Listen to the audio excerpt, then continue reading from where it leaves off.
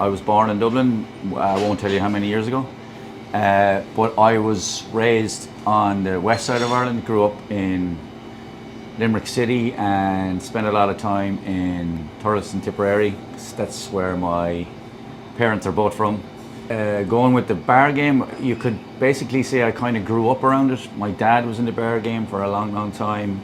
Members of his family owned pubs, so it's kind of, you could almost say it's in the blood. I always did a bit of part-time growing up and in and out of school, and eventually ended up moving to Dublin in my early 20s to become a Dublin bartender. I was taught how to be a bartender in the country, but when you move to a big city, it's a different job. So it's more fast-paced, a lot more products to deal with, you're dealing with a lot more people.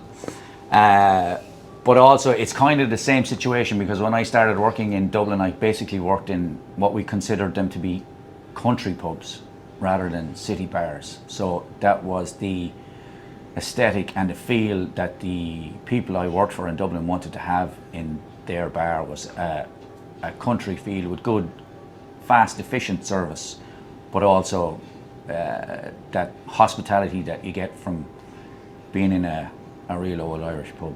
So, a funny story. Myself and a friend of mine were having a few pints, kind of undecided in what I was doing and where I was going. I felt little bit rusty. So he mentioned the fact that he knew a guy in New York that would probably take me on if I was offered up. So he put two and two together, which obviously made four, and that's how I ended up here. I met Eddie Travers and Liam Lahart in Grogan's before Christmas in 2023, and we just shook hands, said hello and exchanged numbers, and literally 6 months later I was standing behind the main bar in Fraunces Tavern.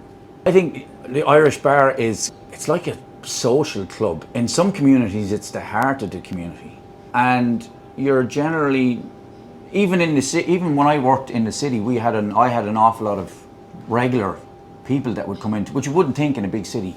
We had an awful lot of regulars because they were country bred or liked the feel of a country style pub, because it's got that warmth and homeliness, and you get accepted into the room. We have a lot of rooms in this building, and a lot of people hold events. So you're still bringing people back together into a bar. You're offering them a place to socialise. They can have any range of drinks, from alcohol to no alcohol, cocktails, wine, beer, pints. I think it's a great space to reconnect with people you haven't connected with in a long time, and also meet new people. I mean, I'm constantly meeting new friends on a daily basis. It's a bigger advantage for me because I work behind the counter, so I have to serve these people anyway, but you get to talk to people. Some people you click with straight away, other people you kind of, you know that they need to be left to their own. But people generally come to a bar to socialise, and it's very much a friendly atmosphere. And I hope, I don't think it'll ever die. I don't think it'll ever die. I think there will always be bars. No matter how many robots you try and make, you cannot replace the fact of walking into a bar counter and talking to a human being. You definitely have to have conversation if you're going to be a bartender, because there will be times when you can't talk to anybody because you're too busy. But when you're not too busy, you should always try and have some sort of a conversation, make people feel welcome and at home in their place. And especially working in pubs down the country, it was a social outlet for people to meet and catch up and have chats, or meet new people, or bring groups of family and friends together.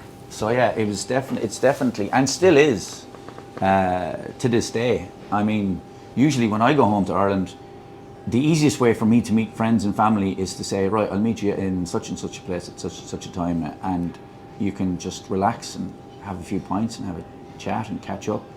Besides the alcohol side of it, it's just gathering people together and sitting around and having a conversation and being under no pressure and good banter from your bartender. There's a lot of things that separates a good pint from a bad pint, and a lot of it goes on behind the scenes.